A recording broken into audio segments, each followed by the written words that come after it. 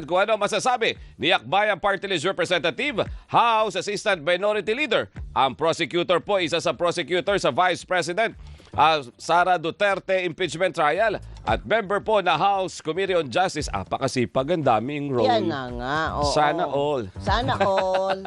Representative Jose Manuel, syempre mas kilala bilang Dichel Jokno. Sir, good morning. Doris at Robert. Good morning. Good morning. Good morning, Doris at Robert at lahat ng nanonood at makikinig. Opo. Finally, na-transmit po sa Senado kagabi yung articles of impeachment. Bagamat hindi namin nakausap si Sec. Gen. Cheloy Garafil. Pero nung sinabi namin, ma'am, na-i-file, na-i-transmit na po officially, nag-thumbs up siya.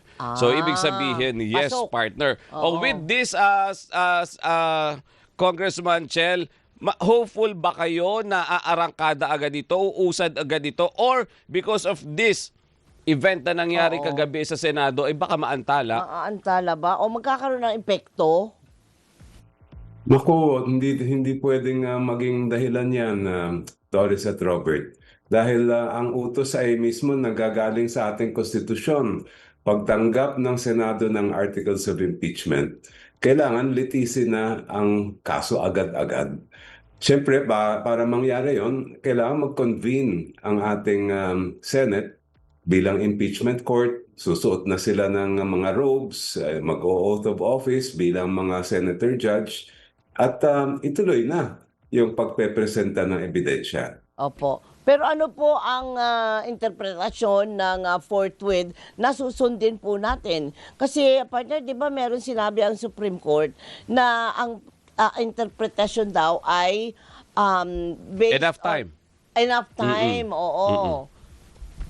Ano naman yan? Sabi ng Supreme Court ay reasonable time at bawal yung inordinate delay o yung talagang ididribble ang kaso. Opo. Kaya makikita naman natin kasi lahat naman tayo nababantayan natin ng Senado kung hindi nila agad-agad i-convene ang court, kung hindi nila ituloy yung pag-take ng oath, tapos yung paglabas ng notice kay Vice President Sara, we can already conclude na magkakaroon ng delay. Pero kung agad-agad naman nila gagawin yan, kahit hindi naman yung immediately, basta't yung within a good time, ay ano na yon, forthwith na yon according to the Supreme Court. Pero itong may isang bagay dyan Doris at Robert. Opo. Yung sinabi mismo ng Supreme Court, ay sa amin sa legal community, ang tawag namin dyan ay obiter dicta, ba? Ibang salita yan.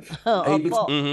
ibig lang naman sabihin nun ay hindi siya controlling, hindi siya binding, dahil as an aside lang yon. Yan ang isang bagay na hindi minsan na gets natin. Na may mga sinasabi ang Supreme Court na talagang magkocontrol sa isang sitwasyon, pero meron din naman silang binibitawang salita na para kumbaga ay hindi naman binding talaga yan. So para sa akin, nandiyan pa rin ang salitang forthwith na nakalagay sa ating konstitusyon na alam naman natin ang ibig sabihin ay agad-agad dapat. Correct.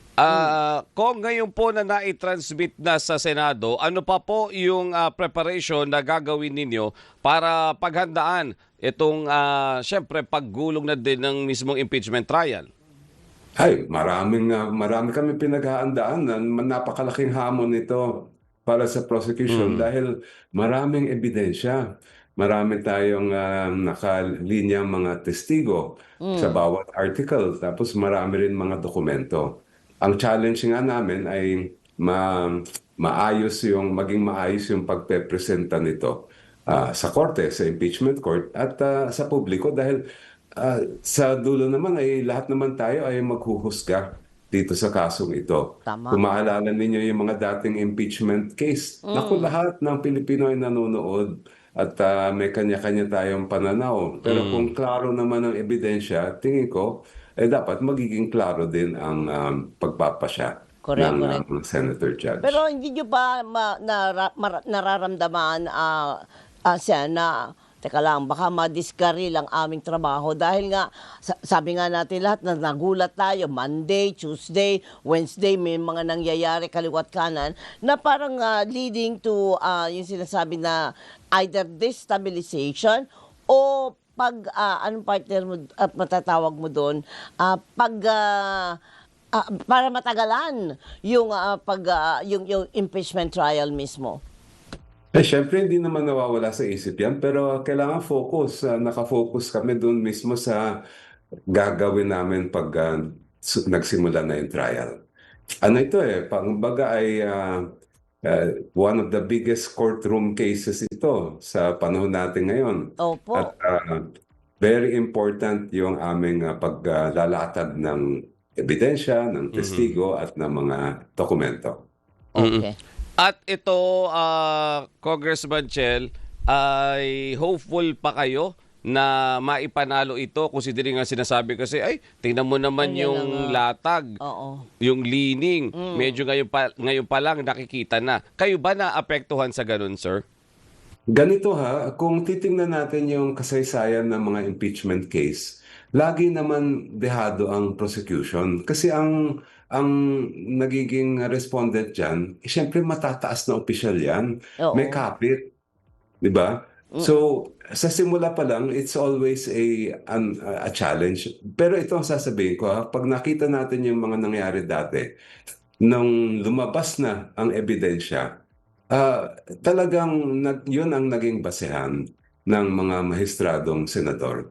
So, sa tingin ko, kung ano man ang leanings nila ay they will have to make their decision based on the evidence because the entire country will see the evidence also. Hindi ito closed door na proceeding na sila-sila lang ang makakakita ng ebidensya at maririnig yung mga testigo.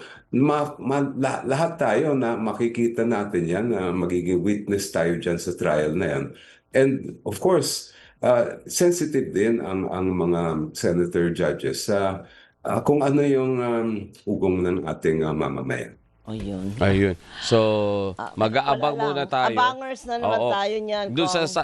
sa former leadership, ang sabi kasi once matransmit, kinabukasan, convene.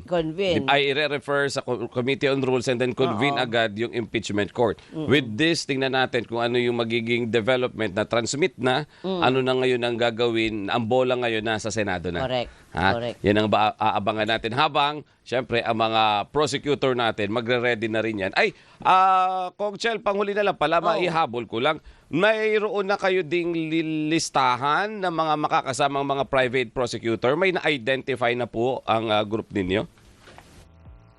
Ang alam ko, pinag-uusapan pa yan ng House leadership. Hindi ako aware kung ano na yung mga naging decision nila. Okay, sige po.